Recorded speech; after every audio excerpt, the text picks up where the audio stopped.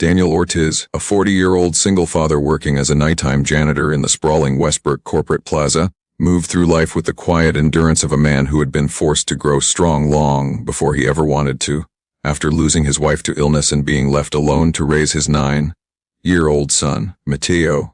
He juggled double shifts, fatigue, and loneliness, yet never let the world see the heaviness he carried, because Mateo deserved a father who still believed in goodness, even when life rarely returned the favor. And one freezing December night, as Daniel locked up the side entrance of the plaza after mopping the endless marble floors, he noticed a frail old man curled against the wall, wearing a torn coat and staring at the ground with the hollow eyes of someone who had stopped expecting kindness.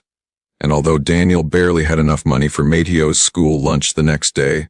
something inside him refused to walk past suffering, so he knelt beside the stranger, offered him his own leftover dinner, half a chicken wrap and a small box of juice. And when the man's hands shook too much to hold the food, Daniel gently helped him eat, speaking softly, asking if he was okay, even offering to walk him to the bus station where it was warmer. The old man, who called himself Henry, murmured that he had lost everything, that life had been cruel and people even crueler, and Daniel, who knew the sting of hardship too well, placed a hand on the man's shoulder and said, "You're not alone tonight, sir. Let me help you the little I can." And instead of going home directly, he used the small emergency cash he kept hidden in his wallet to buy Henry a hot coffee, a blanket, and a ride to a local shelter,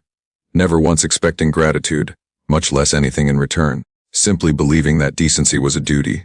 not a transaction. The next day, exhausted but steady, Daniel arrived for his shift only to be summoned unexpectedly to the top floor of the building, an area far beyond a janitor's usual orbit, and with confusion tightening his chest, he entered the executive conference room, where a group of sharply dressed security officers stood at attention, and at the head of the table sat Henry,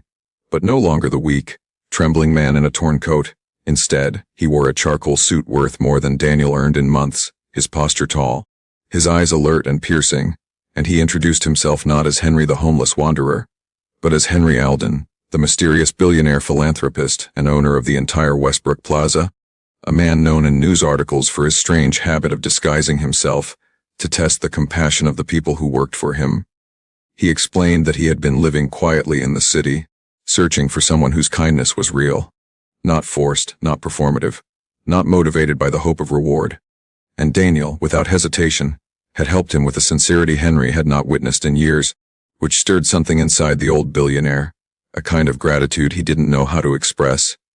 And as Daniel stood stunned, unsure if he was dreaming, Henry slid a folder across the table containing documents that would change his life forever, a scholarship program for Mateo that guaranteed full education through university, a new job title for Daniel as Facility Operations Manager, with a salary more than triple what he earned before, and the deed to a modest but beautiful home located only 10 minutes from the plaza.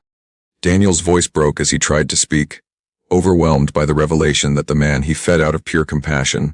was actually one of the wealthiest men in the state, and Henry, seeing his trembling hands, stood and embraced him with the warmth of someone who had finally found proof that goodness still lived in ordinary people.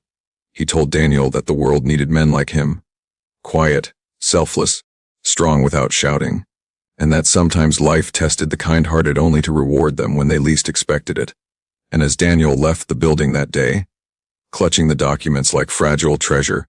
he felt a feeling he had almost forgotten, the sense that the future could be gentle, that Mateo would grow up without the weight of poverty, and that kindness, even when given in darkness, had a way of circling back like unseen light, touching the one who gave it when the moment was right. That night, when Daniel told Mateo the news, his son threw his arms around him, crying with a joy so pure that Daniel realized every struggle, every sleepless shift, every quiet sacrifice had led to this moment, proving that sometimes the smallest act of compassion, sharing a meal with a man who seemed forgotten, could unlock blessings large enough to rewrite an entire life.